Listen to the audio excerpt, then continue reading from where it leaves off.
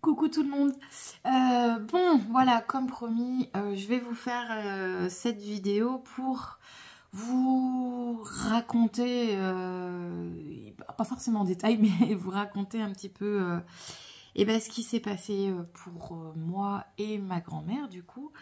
Mais je vous avoue que je m'attendais pas à la faire aussitôt. Voilà, pour moi, elle allait vivre encore un petit peu.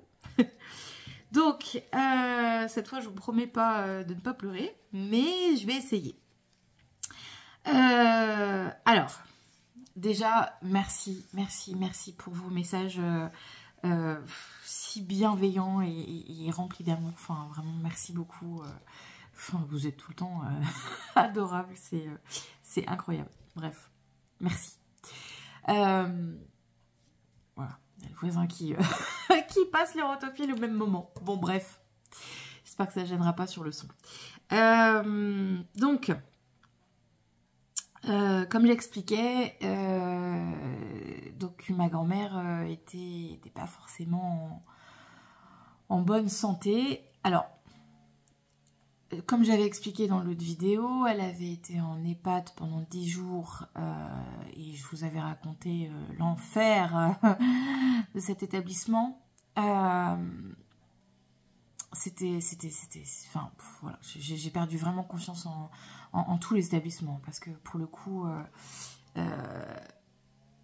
comment dire, elle avait été hospitalisée. J'ai du mal à parler d'elle au passé, hein, mais bon, bref. Elle avait été hospitalisée début mars et parce qu'elle se plaignait de la jambe, ça allait pas, enfin bref, c'était compliqué. Et elle avait une prise de sang qui n'était pas forcément très bonne. Donc son médecin nous avait dit, écoutez, faites-la hospitaliser d'urgence, puis voilà. Bon bref, elle est restée 24 heures, elle est restée 24 heures aux urgences, elle est rentrée après, parce que soi-disant qu'il n'y avait pas besoin de la garder. Finalement, heureusement, hein, mais elle est revenue avec un énorme escarre au talon. Donc un escarre, pour ceux qui ne connaissent pas, c'est en fait tout simplement la peau qui se nécrose, c'est sur des points d'appui. Quand les personnes ne bougent pas, souvent c'est quand on est alité, etc., on a forcément la peau qui devient tout bleu et qui se nécrose, qui pourrit, quoi, tout simplement.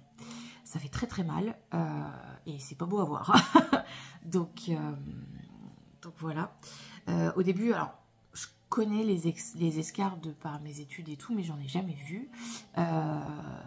Et quand elle est revenue avec ce bleu au talon, ça faisait comme une grosse cloque, en fait, comme une bosse. Je me suis dit, mais qu'est-ce que t'as fait? C'est pas possible. Je me suis dit, bon, elle a dû se cogner sur la barre du brancard ou un truc comme ça. Mais c'était à l'intérieur du talon gauche. Et je me suis dit, connaissant ma grand-mère, c'est quand même assez étrange. Enfin, je vois pas trop comment elle aurait pu faire. Bon, bref, je préfère même pas y repenser parce que ça m'énerve tellement. Mais bref, j'ai vu son talon devenir de pire en pire. Donc, toutes les semaines, j'allais chez le médecin et tout. Et jusqu'à un moment donné où on s'est dit, bon, non, là, il faut la réhospitaliser. Donc, c'était un mois après. Oui, un mois après, elle retourne à l'hôpital. Sauf que cette fois, c'est pas les urgences, c'est directement en gériatrie, etc. Mon conjoint qui me dit « Ah, tu verras, mon grand-père, il y va, c'est top, on s'occupe bien d'eux. » Et je refuse de croire à ça parce que je n'y crois plus. Et je ne fais plus confiance. Donc, je lui ai dit « Écoute, on verra bien. De toute façon, j'ai pas le choix. Il faut qu'il soigne son escarre. Donc, j'ai pas le choix. Il faut qu'on l'emmène là-bas. » La pauvre, le jour de son anniversaire en plus. Donc, le jour de ses 98 ans. Allez, bon anniversaire. Hop, je t'emmène à l'hosto. Donc le premier jour, je précise que ma grand-mère mange mixé parce qu'elle n'a pas de dents, donc il faut tout mixer, etc. Que voilà, j'annonce ses goûts alimentaires, etc. Et je précise bien que s'ils la mettent au fauteuil, il ne faut surtout pas la laisser sans surveillance, ou alors il faut l'attacher parce que elle risque à 99%, elle a 99% de chance de tomber. Oui, vous inquiétez pas, machin. Si vous revenez demain, par exemple, vous inquiétez pas si vous la voyez attachée. Surtout, prenez pas peur et tout. Bon, je dis non, je prendrai pas peur. Au contraire, je vous le demande, faites-le. Et j'arrive le lendemain. Les visites, c'était entre midi et 20h. Donc, j'arrive à midi moins 5. Et là, le médecin et l'infirmier me topent dans le couloir en me disant « Écoutez, voilà, ne vous inquiétez pas. » Et là, je me suis dit « Oh là, ça fait même pas 24 heures qu'elle est là. Qu'est-ce qui s'est encore passé ?» Bah écoutez, on emmène votre grand-mère passer un scanner parce que elle est tombée. Et du coup, comme elle s'est cognée la tête, on ne veut pas prendre de risque, donc elle va passer un scanner. Je lui dis, comment ça, elle est tombée, je comprends pas, dans le lit, elle a des barrières, enfin, je comprends pas ce qui se passe, quoi. Ah non, elle était restée assise dans son fauteuil, donc c'était un fauteuil roulant qu'elle avait, toute la matinée, mais elle a voulu se lever, et effectivement, elle est tombée et tout. Je dis, non, mais c'est pas possible. Je lui dis, mais je vous avais prévenu, mais je vous ai dit en plus qu'elle allait essayer de se lever et qu'elle allait forcément tomber. C'est quand même un truc de fou, je vous ai prévenu, c'est pas comme si je vous avais rien dit. Ah oui, mais machin, alors ça se repasse la balle, machin, oui, mais un tel n'était pas trop d'accord, oui, mais ceci, oui, mais cela, mais si je leur avais dit, bla, bla, bla, bla, bla. Je leur dis, en fait, je m'en fous que vous soyez d'accord ou pas, là, on parle de sa sécurité, regardez ce qui s'est passé, que vous soyez d'accord ou pas, il y a quand même certaines limites à pas dépasser. Bon, bref, je vais voir ma grand-mère vite fait avant qu'elle parte faire son scanner, et elle avait un bleu tout là. Je me dis, mais mon Dieu. Et on me dit, puis bon, elle s'est un petit peu arraché la peau sur sa jambe en tombant. Bon, ça j'ai l'habitude parce qu'elle avait la peau tellement fine que voilà. Et elle part faire son scanner et tout, je reviens 1 heure après. La pauvre, elle avait une bosse. Mais une bosse, on aurait dit une licorne, la pauvre. Vraiment, c'était mais énorme. Je me suis dit, mais mon Dieu. Je regarde sa jambe, il lui avait fait un bandage qui prenait tout sa demi-jambe en fait. Je me suis dit, mais putain, c'est... Tu t'es pas loupé quoi. Hein, bon, bref. Je vais essayer d'aller vite parce que sinon ça va prendre une plombe cette vidéo. Mais voilà, je tenais à vous raconter aussi ce passage-là parce que faites attention à vos proches, quoi. Faites attention à vos proches. Pensez pas qu'ils sont en sécurité. Faites toujours attention. Je sais que c'est difficile, parfois on ne peut pas être là, on ne peut pas être présent, mais n'hésitez pas à téléphoner à votre proche si c'est possible, ou à demander à une infirmière qui vous passe votre proche au téléphone si c'est possible, et, ou de demander à quelqu'un de passer voir votre proche, quoi. Bref. Donc le midi, elle avait forcément pas mangé, puisqu'elle partait faire son scanner. Le lendemain, j'appelle, parce que je suis revenue le soir et elle était forcément complètement... déconnectée, elle était plus là, elle me reconnaissait pas, elle réagissait pas. Je me suis dit, mon Dieu, mais c'est pas possible. Donc j'appelle l'infirmière, je dis, mais attendez, là ça va pas, je la connais par cœur, je sais très bien que ça ne va pas et tout. Elle me dit, bah oui, mais vous savez, elle a eu un gros choc. Bah oui, mais justement, faut peut-être faire quelque chose, faut peut-être, je sais pas, est-ce que le scanner est bon, qu'est-ce qui se passe, quoi, parce que vraiment, elle est plus là, quoi. Et elle m'a dit, oh non, le scanner est bon, non, c'est juste le choc, il faut attendre que ça passe. Mais parlez-en demain matin à mes collègues. Ok. Donc j'appelle le lendemain matin pour leur expliquer tout ça et je demande à l'infirmière, je dis, est-ce qu'elle a mangé, comment elle a dormi, comment ça va? Elle me dit, oh oui, elle a super bien mangé, elle était avec moi, elle a très bien mangé, elle a bien dormi, ça va. Ok, bon. J'arrive à midi, le plateau du matin qui était là, et oh bah tiens, elle a rien mangé, oh bah tiens donc. Quelle surprise! Donc l'infirmière arrive et je lui dis, mais on m'a dit qu'elle avait tout mangé alors que je vois que son pain de mie du matin est toujours là et qu'en plus je vous avais dit qu'elle n'aimait pas la confiture et vous lui avez mis de la confiture. Donc ça fait déjà 3 jours qu'elle est là, 3 jours que vous lui mettez de la confiture, donc 3 jours qu'elle ne mange pas le matin. Il y a possibilité de faire attention à ce qu'on vous dit parce que à un moment donné, en fait, ras le pompon quoi. Ah oui, c'est une erreur de ma part et tout, machin, blabla, bon bref. Je comprends pas, on me dit qu'elle avait mangé ce matin et finalement quand j'arrive, non, elle n'a pas mangé. Et en plus de ça, j'ai redécouvert après un sachet de médicaments qui lui avait pas été donné le matin. Donc moi on me dépose un sachet de médicaments pour le midi, mais je sais même pas comment faut lui donner, j'en sais rien, on me dit rien. Et sur sa table de chevet là, de nuit là, je vois une pochette de médicaments avec écrit 8 heures. Donc c'était à donner à 8 heures. Sauf que ça n'a pas été donné. Bref, c'est un hôpital. Hein. Bref, je leur signale tout ça et tout machin. Et le repas du midi arrive. Et là, je vois des morceaux de viande. Et je leur dis, mais attendez, c'est pour ma grand-mère, ça? Bah oui, pour ma... Je leur dis, mais attendez, je vous ai signalé que ma grand-mère ne mangeait pas de morceaux. En fait, s'il y a le moindre morceau, elle va tout recracher, elle ne mangera rien. Même dans une purée, si vous mettez un morceau, elle ne le mangera pas. Donc, je comprends pas, là. Ah bon, bah bizarre, parce que bah nous, ça fait 3 jours qu'on lui donne ça. Donc, ah, c'est peut-être pour ça qu'elle mange pas, du coup. Comment ça qu'elle mange pas? Enfin, je comprends pas. Ça fait 3 jours que je viens. Vous auriez pu me le dire déjà dès le départ. Donc, c'est reparti pour le cauchemar de l'EHPAD. On dit à la famille que tout va bien. Et en fait, non, la personne ne mange pas. Mais c'est pas grave. On le dit pas. Pourquoi le signaler? Franchement, ça me met dans une colère. Je pense que ça se voit et ça s'entend. Non, mais sincèrement, c'est de la folie pure. C'est vraiment... c'est un cauchemar, ce truc. C'est vraiment un cauchemar. Donc, j'entends je sais pas si c'est un aide-soignant, un infirmier, j'en sais rien, qui dit à sa collègue en sortant de la chambre, qui dit ah bah c'est pour ça qu'hier elle a pas voulu manger avec moi alors. Bah oui, je vous l'ai dit qu'elle mangeait pas de morceaux, bon sang. Bref,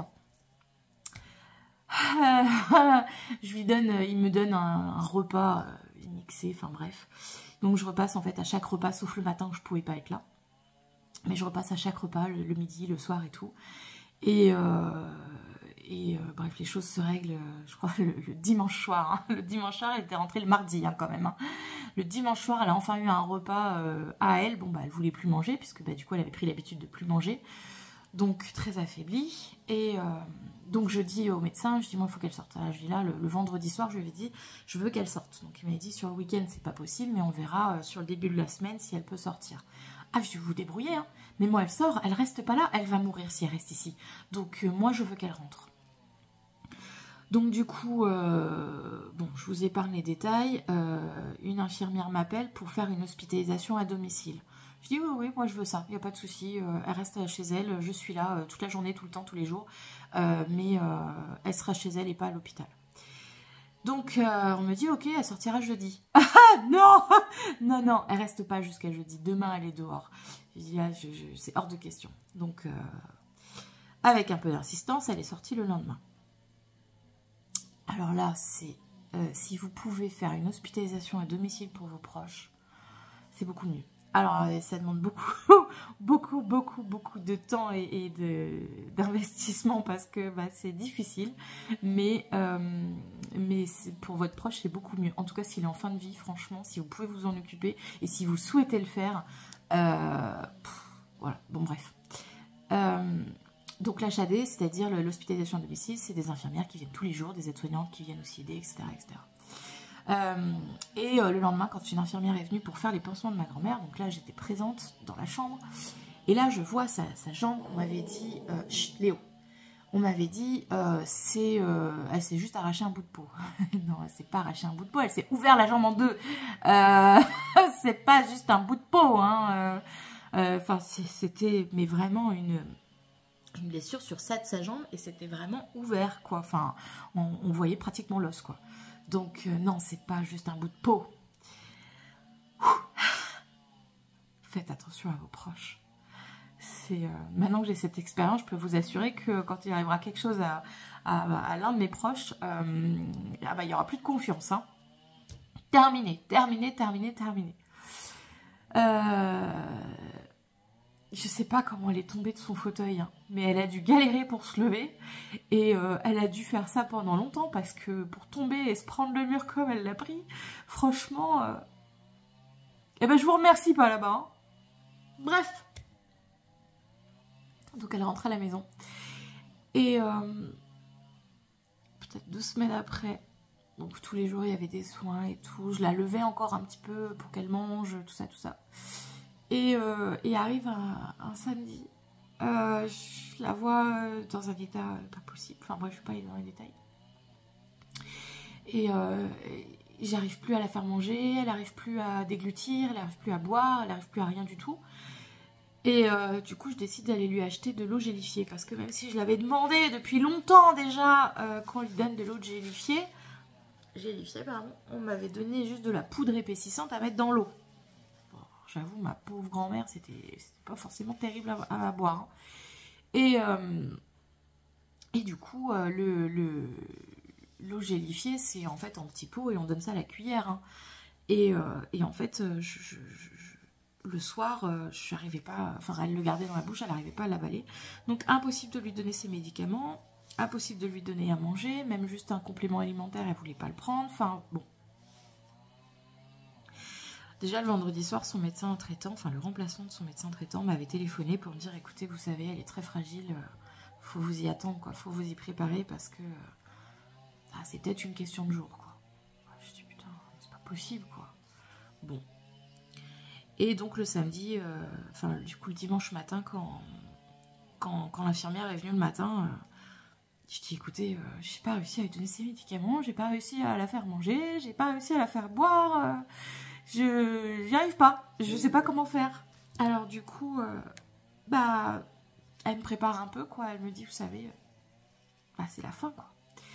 Donc elle me dit est-ce que vous voulez qu'on lui mette une perf? Je dis oui, oui. Donc on lui met une perf. Et le médecin me rappelle le lundi matin en me disant écoutez, est-ce qu'on vous a signalé son taux de potassium? Je lui dis non, pourquoi? Parce qu'il est très très bas et c'est hyper dangereux. Donc là, il faut absolument lui donner des cachets pour réguler ça, quoi. Ok, je comprends pas pourquoi on n'a pas parlé à l'HAD, mais ok. Donc je cours à la pharmacie chercher des gélules pour son potassium. Et la pharmacienne me dit, vous savez, moi j'ai connu quelqu'un qui a tenu 3 mois comme ça, juste avec une perf d'hydratation et sans manger, quoi. Je me dis, je peux pas faire ça à ma grand-mère. Je peux pas la faire tenir 3 mois alors qu'elle a qu'une envie, c'est de partir. Je peux... mon Dieu. Donc en rentrant, je dis à l'infirmière, je dis, écoutez, qu'est-ce qu'on fait? Enfin, est-ce qu'on lui remet... Parce qu'elle me dit, est-ce qu'on lui remet une perf ou pas? Ou est-ce que... Parce que là, elle était terminée. Je lui dis, voilà, on m'a dit ça, vous en pensez quoi? Elle me dit, écoutez, de toute façon, elle va pas souffrir même si vous lui en mettez pas. Ça n'empêchera pas sa fin de vie, ça... Voilà, je dis, bon, pourquoi on le fait si ça n'empêche rien et si ça change pas la douleur, enfin bon, bref. J'étais incapable de prendre la décision, du coup j'ai été demandée à ma grand-mère, alors que je sais très bien qu'elle comprenait rien de ce que je lui disais. Je lui dis, est-ce que tu veux une perf, tu veux qu'on te mette de l'hydratation en perf, machin, elle me dit oui. Je savais très bien qu'elle me disait oui, comme si je lui ai dit tu veux une mousse au chocolat, quoi. Et donc du coup je dis oui, on va suivre ce qu'elle dit et oui, on va lui remettre une perf. Et le lendemain je me dis non, je peux pas, je peux pas lui faire ça. Je sais qu'elle aurait pas voulu qu'on s'acharne, je sais qu'elle aurait vraiment pas voulu qu'on l'aide à rester ici alors que elle veut juste partir, quoi. Donc le mardi matin, je dis à l'infirmière, non, vous mettez plus la perf. On m'avait donné des petites gouttes à lui donner de morphine et je sais plus quoi, tout pour la détente, quoi. Sauf que, elle ouvrait plus la bouche, donc je dis mais c'est super dur en fait de lui mettre des gouttes dans la bouche alors qu'elle ouvre plus la bouche et qu'elle avale pas. Donc même s'il faut lui mettre dans la muqueuse, je suis pas infirmière et franchement c'est pas évident, quoi. Donc je reste avec elle toute la journée. Enfin, ça fait déjà plus de 4 jours que j'étais avec elle, je ne quittais pas. Mais je faisais quand même des petits allers-retours à la maison, je dormais quand même à la maison, je rentrais, il était minuit, je repartais à 6h du matin pour essayer de la laisser le moins longtemps possible toute seule. Et le mardi, je lui dis non, je rentre pas, je reste avec elle, je dors sur place parce que je sens qu'elle va pas partir tout de suite, mais je veux être là, quoi. Alors, on va parler du côté spirituel maintenant. Maintenant que je vous ai bien fasciné avec tous les problèmes humains qu'on rencontre avec nos proches. Le mardi matin arrive une nouvelle infirmière que je connaissais pas. Et on se met à parler un petit peu de spiritualité, tout ça, de la vie après la mort, blablabla. Et je lui dis, vous savez, j'ai pas forcément d'inquiétude face à ça parce que je suis médium, donc voilà, je sais que je vais pouvoir communiquer avec elle encore, je sais que ça s'arrête pas là, etc. Elle me regarde, elle me dit oui, je sais. Ah bon, je sais pas comment vous savez, mais ok. Et elle me dit, mais vous savez, pour vous, le plus dur va commencer là. Et en fait, je comprends pas sa phrase. Je regarde mon copain, je dis, mais je comprends pas, qu'est-ce qu'elle me dit? Comment ça, le plus dur commence pour moi? Elle me dit, vous allez voir, en fait, vous la savez vivante. Mais vous allez devoir accepter sa mort. Bon, je dis oui, enfin vous savez, je suis en train de lui tenir la main, elle est en train de mourir, donc oui, je sais. Mais voilà, j'ai pas compris sur le coup ce qu'elle me disait. Donc bref, donc elle s'en va et tout. Et j'ai mon amie Anne, que je remercie du fond du cœur pour sa visite et pour son soutien et tout ce qu'elle m'a apporté. Donc mon amie vient le mardi après-midi. Et donc elle voit que bah, effectivement elle est dans un sale état, que ça va pas, etc. etc. Le mardi soir, je rappelle dans la nuit, je rappelle les infirmières pour dire voilà, ça va pas, je comprends pas ce qui se passe. Il y a des coups où elle est plus là. Je vois bien qu'elle fait quelques petits arrêts. Elle revient. Alors je vais pas rentrer dans les détails parce que je veux pas choquer certaines personnes et puis parce que voilà, par respect pour ma grand-mère, on va pas tout raconter. Mais je comprenais pas en fait pourquoi ça se passait comme ça. Et bon, on me dit écoutez, demain matin on viendra, si vous êtes d'accord, on va la perfuser avec de la morphine, avec tout ça. Bon, on sait que en général c'est la fin à ce moment-là, quoi. Oh là, déjà 21 minutes d'audio, de vidéo, je suis désolée. Donc, donc je dors avec elle et tout, machin. Enfin, je dors, c'est pas bien normal. Je tiens la main toute la nuit. Et le lendemain matin, donc ils arrivent, ils la perfusent, etc. etc. Et en fait, bah déjà depuis le mardi, elle était pratiquement plus là. La dernière phrase que j'ai entendue, c'est « j'en ai marre ». Et en fait, 3 jours avant, déjà, on n'entendait plus sa voix, elle parlait plus. Voilà, c'était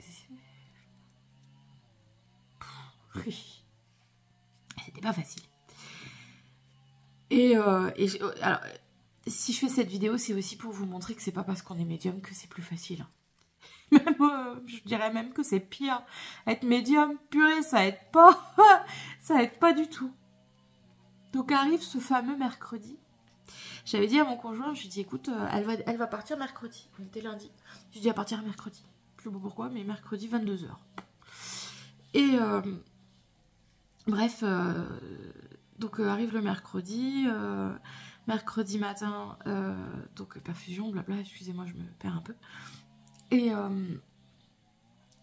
je reste avec elle toute la matinée, tout ça. Bon, son état ne change pas, elle fait toujours des petits arrêts, mais elle est toujours là. Enfin, toujours là.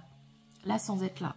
Le mardi soir, j'ai décidé de me faire confiance et de regarder astralement, en fait. Enfin, astralement, je sais pas comment le dire, mais énergétiquement parlant, où est-ce qu'elle en était dans son corps. Est-ce qu'elle était toujours là? Est-ce qu'elle était plus là? Etc. Et en fait, elle était... Enfin, je voyais son corps physique et son corps astral, son esprit, peu importe comment vous l'appelez, au-dessus de son corps, mais toujours rattaché au niveau des pieds. Donc je me suis dit, elle va pas partir tout de suite, elle est toujours attachée, elle est toujours là, donc elle va pas partir tout de suite. Donc je me fais pas trop confiance, donc le mardi, c'est pour ça que je suis restée là. Le mercredi matin, je regarde, et là, pour le coup, elle était plus attachée. Elle était au-dessus de son corps, mais plus attachée. Donc là, je me suis dit, oh là, c'est pour tout bientôt. Et je regarde en fait dans la pièce, mais je vois pas cette lumière que je vois quand quelqu'un va décéder. Je voyais pas mes proches, je voyais pas ses proches venir, etc. Donc je me suis dit bon, c'est que c'est pas tout de suite. Mais c'est difficile de faire la part des choses entre le côté médium où on voit les choses, on se dit bon bah puisque c'est pas encore visible donc c'est que c'est pas là. Mais quand on la voit dans cet état-là, on se dit ben si ça peut être d'un instant à l'autre. Puis tellement peur de louper ce moment et de pas être avec elle, de pas pouvoir l'accompagner jusqu'au bout. Du coup, c'était pas évident. Donc il y a eu un moment dans la journée, je me suis dit mince si ça se trouve elle veut pas que je sois là, elle veut être toute seule pour partir. Je vais accepter ça. C'est difficile pour moi de ne pas l'accompagner jusqu'au bout, mais je vais la laisser toute seule parce que peut-être que c'est ce dont elle a besoin. Donc je pars un petit moment. Et je ne suis pas partie très longtemps, j'avoue. Hein, je suis vraiment pas partie longtemps. Mais bon, elle était toujours là quand je suis revenue. Et donc mon amie Anne est revenue à nouveau le mercredi après-midi. Après son boulot, la pauvre. Et donc, bon, on parle, on se dit bon, on va la laisser un petit peu tranquille et tout, donc on la laisse dans la chambre tranquillement, et nous on était dans le salon en train de parler. Et il devait être il devait être 14h30, je crois, parce que j'ai gardé cet horaire en tête. À 14h30, je lui dis, écoute, ça va pas. On était en train de parler de pendule, hein, donc vraiment rien à voir avec ma grand-mère. Ça va pas, je me sens pas bien. Je me sens pas bien, c'est elle part. Je sais pas comment vous expliquer la sensation. J'avais des frissons partout, j'ai eu un vertige, j'avais le cœur qui se serrait de plus en plus. Je me suis dit, c'est elle, c'est forcément elle.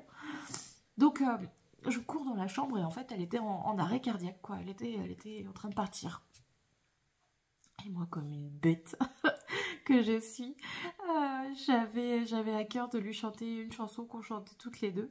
Au moment de son envol, en fait. Et du coup, j'ai mis la chanson et je lui ai chanté cette chanson pour lui permettre de partir un peu plus sereinement et voilà, lui montrer qu'il n'y avait pas de problème. Bon, bah, comme une andouille, je l'ai fait revenir. Elle est revenue à elle, enfin à elle. Elle n'est pas revenue dans le sens où elle n'a pas bougé, parce que ça faisait 3 jours qu'elle n'avait pas bougé, hein. Elle bougeait plus son corps ni rien, hein. Sa tête bougeait plus, voilà. Il n'y avait que sa respiration, hein, qui était là. Mais voilà, la respiration a repris pendant la musique, en fait. Donc du coup, je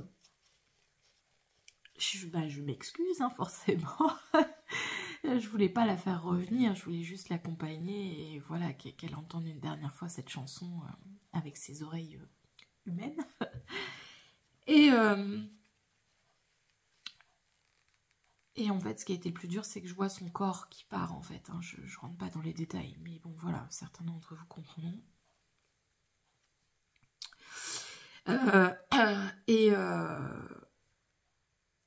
J'appelle les infirmières pour leur signaler ce qui était en train d'arriver. Et on me dit, mais est-ce que vous avez appelé les pompes funèbres? Bah, je dis non, elle est pas morte, elle respire là, hein. Elle a fait un énorme arrêt cardiaque, mais là elle respire à nouveau. Oui, mais prenez-les devant, parce qu'il était 18h30 quand j'ai téléphoné. Prenez-les devant parce qu'on sait jamais si elle part dans la nuit, il faudrait qu'ils soient tenus au courant avant, etc. Je dis mais moi j'ai jamais entendu parler de ça, enfin bon. Mon ami me dit mais non mais appelle pas, ça va pas, on n'appelle pas les pompes funèbres avant que la personne n'est pas décédée. Bah je dis oui mais elle me dit qu'il faut prendre les devants, alors bon moi je suis bien disciplinée et bête, j'appelle. Oh la petite dame. Mais je la remercie du fond du cœur parce que franchement, elle a été adorable du début jusqu'à la fin. Elle me dit, mais on n'appelle pas quelqu'un... Enfin, on nous appelle pas quand la personne n'est pas décédée. Bah, je dis, oui, mais je sais pas comment faire, en fait. J'étais tellement perdue. On me dit, un coup, il faut prendre les devants. Enfin, je comprends pas, en fait, pourquoi faut que je vous appelle. Parce que, de base, moi, je sais qu'on vous appelle pour venir chercher le corps, mais vous n'allez pas venir la chercher tout de suite, elle n'est pas encore partie. Donc elle me dit non, mais vous inquiétez pas, mais vous nous rappelez quand elle sera partie, et oui, là, on pourra s'en occuper, mais là, tout de suite, non. Bref, c'était la petite parenthèse rigolote, entre grands guillemets. J'aurais bien ri sur autre chose. Donc, on décide de manger ensemble avec mon ami et mon chéri. Pour la laisser un petit peu tranquille aussi, donc ma grand-mère la laisser un petit peu tranquille et puis voir si elle veut repartir un petit peu toute seule, vu que quand elle est partie on était dans le salon, donc peut-être que c'est ce qu'elle attend. Donc on va manger et bon, j'avoue je fais toujours des petits allers-retours dans la chambre juste pour voir si elle est toujours là ou pas, mais je décide de ne plus la toucher, de ne plus la stimuler, etc. C'est vrai que c'est tellement dur, mais oui, il faut pas les stimuler. En tout cas, si vous voulez qu'ils partent, il faut pas les stimuler. Maintenant, je le sais. Ah oui, une chose très importante. Oh là, je me perds dans mon récit. Durant l'après-midi, même dans la soirée, en fait, j'ai vu la lumière dont je vous parlais tout à l'heure, la lumière que je perçois quand quelqu'un va partir. Donc c'était sur le côté de sa chambre. Et j'ai vu, donc il y avait sa maman, il y avait son papa, que je ne connais pas de leur vivant, je les ai juste vus en photo. Mais il y avait son papa, sa maman, et et mon oncle, donc son fils, qui était parti, il y a très longtemps. Et donc j'avais dit à Anne, je dis, elle est partie de son corps, quoi. Et en fait, j'ai vu ma grand-mère sur le pied de son lit, mais très belle et avec une apparence comme je l'ai connue, mais bien des années avant, quoi. Vraiment plus de 15 ans en arrière, quoi. Et elle souriait, elle rigolait, et elle me faisait rire. Mais je disais, mais arrête de me faire rire, tu peux pas me faire rire alors que là, je suis en train d'accompagner ton corps qui est en train de mourir. C'est pas possible. J'étais gênée par rapport à mon amie Anne parce que je me suis dit, mais oh là, elle va me prendre pour une folle. Et je lui décrivais en même temps, mais en même temps je pleurais, en même temps je riais, enfin... Et c'est là que j'ai compris ce que me disait l'infirmière. Je dis, ok, c'est difficile parce qu'elle est toujours vivante, mais il faut accepter sa mort. Oui, c'est difficile parce que oui, je la vois super bien, je la vois qu'elle est super heureuse d'être enfin sortie de son corps. Je veux dire, c'est la meilleure mort qu'on puisse souhaiter à quelqu'un, partir dans son sommeil finalement. Même si ça a été très long pour elle, mais elle était déjà plus là en fait. Son corps continuait à respirer, mais elle était plus dans son corps. Donc elle était presque libre, mais elle pouvait pas partir. Forcément, puisque son corps était toujours en action. Donc elle était toujours dans la chambre, si je puis dire. Donc, à 21h, on regarde, bon, elle était toujours avec nous et tout, et Anne me dit, écoute, je peux pas rester parce que je travaille le lendemain quand même à 5h. Donc, bien évidemment qu'il était temps qu'elle rentre, la pauvre. mais un énorme merci Anne, parce que vraiment, tu m'as accompagnée avec une douceur, une bienveillance et un professionnalisme vraiment incroyable. Merci du fond du cœur. Je ne saurais même pas comment te remercier parce que c'est trop peu de te dire merci. Mais voilà, c'était vraiment parfait. Elle m'avait aussi posé la question, est-ce que tu veux faire la toilette mortuaire? Je lui ai dit, oula, j'en sais rien, je sais pas. Dans l'idéal, oui, je veux l'accompagner jusqu'au bout. C'est moi qui ai pris soin d'elle depuis le départ, donc oui. Mais je saurais pas, enfin, je ne sais pas comment je vais réagir face à son corps sans vie, hein, donc je sais pas. Mais dans le doute, j'avais tout préparé, tout mis à côté d'elle et tout, parce qu'elle m'avait dit, si tu veux le faire, il faut le faire vite. Donc la pauvre, elle voulait m'accompagner sur cette toilette, mais du coup, il a fallu qu'elle parte, hein. C'était normal. Et donc j'avais tout préparé et tout pour être la plus rapide possible. Et donc quand elle est partie, je décide de me replacer sur le fauteuil que j'avais laissé à côté de son lit depuis plusieurs jours parce que je la veillais. Et je dis à mon conjoint, je dis, écoute, prends une chaise, viens te mettre dans la chambre avec nous, reste pas tout seul dans le salon et tout. Donc on reste déjà à 20h, oui, 20h, il me dit, écoute, je vais attendre 10h, et à 22h, je rentrerai juste pour sortir les chiens, et je reviendrai après. Là, je lui dis, non, vas-y maintenant, parce que 22h sera trop tard. Ça sera trop tard. Donc il est parti promener les chiens à 20h. Et donc 21h, on se pose dans la chambre, et je ferme les yeux parce que je suis extrêmement fatiguée. Et me vient une image où je vois mon conjoint en fait me réveiller en me disant ça y est, elle est en train de partir. Et là je me dis oh non, il est hors de question que je dorme, hors de question que je loupe ce moment. Non. Donc en fait ça m'a ça m'a réveillée. Enfin réveillée, je dormais pas mais ça m'a rouvert les yeux quoi. Et donc mon conjoint s'installe avec son téléphone, tout ça machin, bref comme on faisait avant quand elle était encore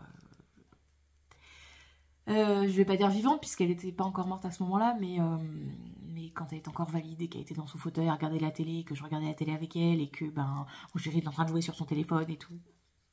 Donc on a replacé le même contexte. Donc je me suis mis à regarder la télé et tout en lui tenant la main, en lui caressant la main, les cheveux, tout ça. Et à 21h53, je vois sa bouche se réouvrir pour la première fois depuis plus de 3 jours. Parce que même quand je lui faisais des soins de bouche, vous savez, il faut mettre un petit bâtonnet dans la bouche pour humidifier un petit peu la bouche. Même ça, j'y arrivais plus le mercredi, j'y arrivais plus à lui ouvrir la bouche. Je crois qu'il n'y a que le mercredi matin où j'ai réussi à lui mettre un petit peu de boisson au chocolat, parce qu'elle adorait le chocolat. Et je dis à mon chéri, je dis ça y est, elle part. C'est le moment. Effectivement, elle a fait son 2 derniers petits souffles. Et elle est partie. Elle est partie tellement sereinement, c'était beau. Et du coup, j'ai dit à mon conjoint, je dis surtout la touche pas.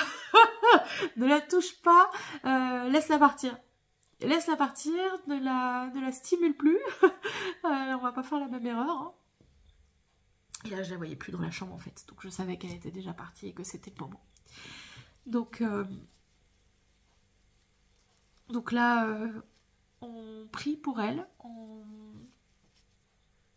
Je sais même pas ce que je lui raconte, mais bref, je lui parle, je lui promets des choses, je lui dis de faire son voyage, alors que comme une andouille, je sais très bien qu'elle est déjà partie, parce que je l'ai vue.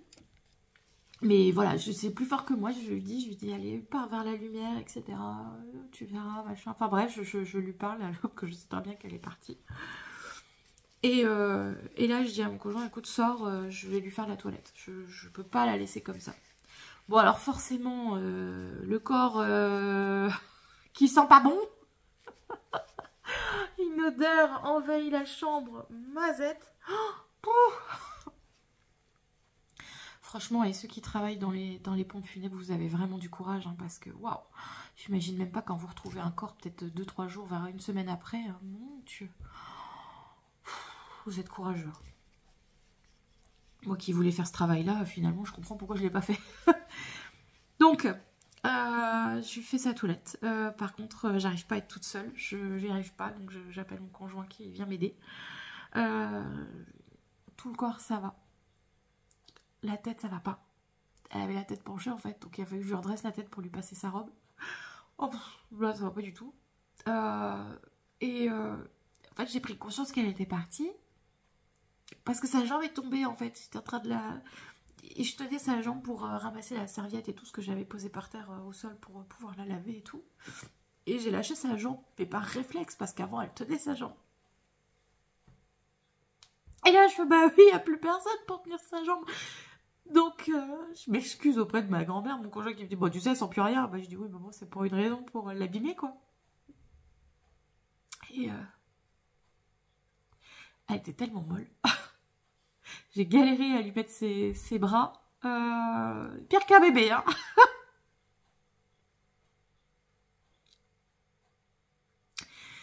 Donc, on l'habille. Et on la recouche comme quand elle est décédée. Et mon conjoint me dit, tu veux que je mette un drap sur sa tête? Je dis, surtout pas. Je dis, non, tu la laisses comme ça, avec la couette et tout, machin. Je lui fais un bisou, je lui caresse les cheveux et tout. Puis je sors de la chambre. J'appelle la personne qui doit venir constater le décès. Et les pompes funèbres, pour le coup, ça y est, là c'était le moment. Et en fait, je n'ai pas réalisé qu'elle était partie.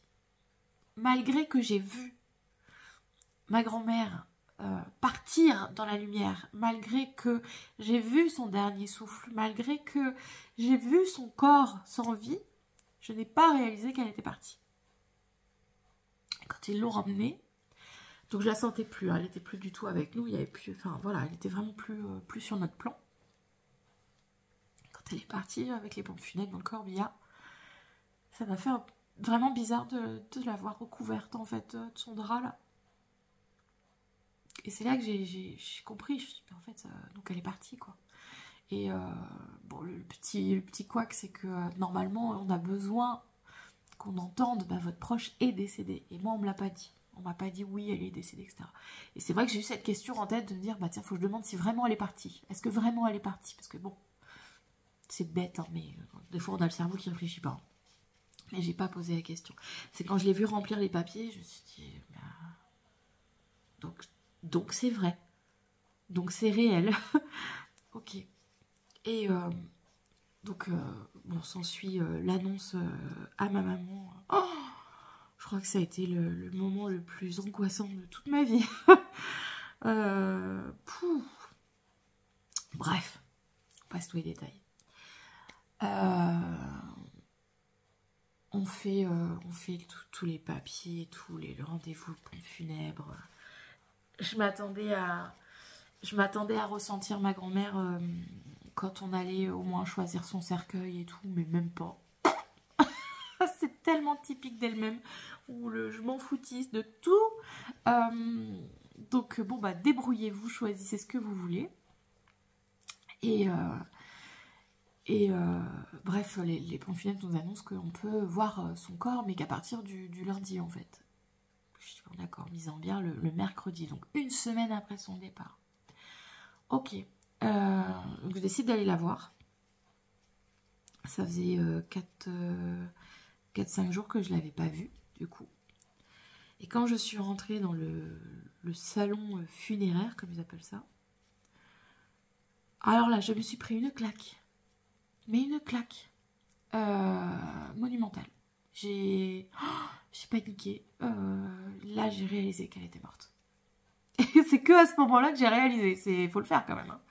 Je comprends vraiment mieux pourquoi on m'avait dit le moment pour vous le plus dur, ça va vraiment être de réaliser qu'elle est morte alors qu'elle est vivante. J'ai vraiment pris peur. J'ai eu beaucoup de mal à m'approcher d'elle, à la toucher, je vous raconte même pas. Ça a été super difficile. Mais je voulais le faire, c'était plus fort que moi, il fallait que je le fasse. Il fallait que je l'accompagne jusqu'au bout du bout. Et ce qui m'a aidée, c'est que le lendemain, donc le mardi, je suis retournée toute seule. Parce que voilà, la force de la vie, enfin, j'avais pas le choix que d'y aller toute seule si je voulais y aller. Donc j'ai fait le choix d'y aller toute seule. Et là, j'ai réussi à m'asseoir à côté d'elle et à lui parler. Et là, j'ai enfin entendu ma grand-mère. Alors j'avoue que je ne sais plus trop ce qu'elle m'a dit, mais en fait je l'ai entendue dans une voix tellement sereine et tellement elle en fait de mais laisse-moi, mais laisse ce corps, on s'en fout en fait. Et je lui dis mais non, t'es ma grand-mère, enfin c'est ton corps, je le verrai plus. Je verrai plus ce corps que j'ai toujours connu, etc. Donc laisse-moi en profiter jusqu'au bout, si je puis dire. Donc et elle me dit que pour elle ça va, etc. Donc en fait ça m'a rassurée, ça m'a permis de moins pleurer en fait avec son corps à côté de moi. Donc le lendemain, mise en bière, etc. Elle n'était pas là par contre, je la sentais plus là. Et je l'appelle pas. Je fais exprès de ne pas l'appeler parce que je ne veux pas prendre de son énergie. Elle vient quand elle a besoin, quand elle veut, il n'y a aucun problème. Mais je ne veux pas l'appeler, en tout cas pas maintenant. Je l'appellerai, mais bien plus tard. Et en fait, je n'ai pas eu de signe d'elle. L'enterrement s'est fait le vendredi. Il n'y a que à l'église où je l'ai aperçue assise sur les bancs en face. Où elle souriait. Mais pareil, avec ce côté un peu, vous en faites des tonnes. Et puis bon, j'étais trop dans la douleur. Puis en plus, j'étais dans le stress parce que je voulais lire un texte et tout. Donc, c'était compliqué. Mais voilà, j'ai pas forcément eu plus de signes de sa part. Mais par contre, j'ai eu le signe de son départ. Et ça, c'était le plus merveilleux des cadeaux qu'on puisse me faire. Donc... il n'y a que... alors l'enterrement s'est fait le 2 mai, c'est le 2 jours après. Oui, je crois que c'est 2 jours après, où elle est venue me voir, mais vraiment très rapidement, en 30 secondes, me dire qu'elle était voilà, contente qu'on récupère quelques affaires d'elle, qu'elle était avec un tel, et qu'elle allait très bien, enfin voilà, des messages un petit peu perso aussi pour maman. Et qu'elle n'avait pas souffert, parce que ça c'est ma question, c'est est-ce que tu as souffert, parce que j'ai tout fait pour que tu souffres pas, donc voilà. Et voilà, et donc là on est quoi là aujourd'hui, on est le 9 mai, donc ça fait une semaine tout pile qu'elle s'est fait enterrer. Et alors je perçois quelques petits signes, mais c'est très léger. Après je sais qu'elle est bien, donc elle sait que j'ai pas forcément besoin de plus de signes, mais c'est vrai que c'est un peu frustrant de pas avoir eu plus de signes, de pas l'entendre plus souvent, de pas voilà. Après je pense que c'est fait exprès aussi parce qu'il faut que j'accepte son départ et qu'on apprenne à vivre sans elle. Et ça c'est dur. Il faut vivre sans elle mais avec elle. Donc voilà. Ça me permet aussi d'avoir une canalisation différente. Parce que là que j'ai repris les rendez-vous cette semaine, je vois que j'ai pas la même canalisation. Et c'est... Enfin, je sais pas expliquer comment, pourquoi, je sais pas, je saurais pas vous dire. Mais je trouve ça incroyable. Donc j'attends les prochains contacts pour voir un peu ce que ça va donner. Mais voilà. Voilà le départ de ma grand-mère vue d'une médium. Je vous remercie d'avoir écouté cette vidéo jusqu'au bout parce que 45 minutes, faut le faire. Voilà, ça m'a aidé aussi un petit peu de partager tout ça. Donc merci à vous. Et vraiment, si j'ai un conseil, prenez soin de vous. Prenez soin de vos proches autant que vous le pouvez. Ne culpabilisez pas si vous ne pouvez pas. Mais si vous pouvez le faire, n'attendez pas, faites-le. Voilà. Je vous fais plein de gros bisous et je vous dis à très vite pour d'autres vidéos sans pleurs, sans parler de ma grand-mère ou en tout cas pas de son décès ni de ses péripéties dans l'enfer des établissements. Mais voilà, je referai à nouveau des directs et tout. Voilà, je reprends un petit peu d'énergie quand même parce que du coup je suis fatiguée. Donc je reprends les rendez-vous parce que j'ai pas le choix, hein, il faut que je retravaille quand même. Hein. Mais voilà, je reprends un petit peu de temps et après je reviens pour faire des directs, pour vous transmettre des petits messages et tout ça. Voilà, je vous fais des gros bisous.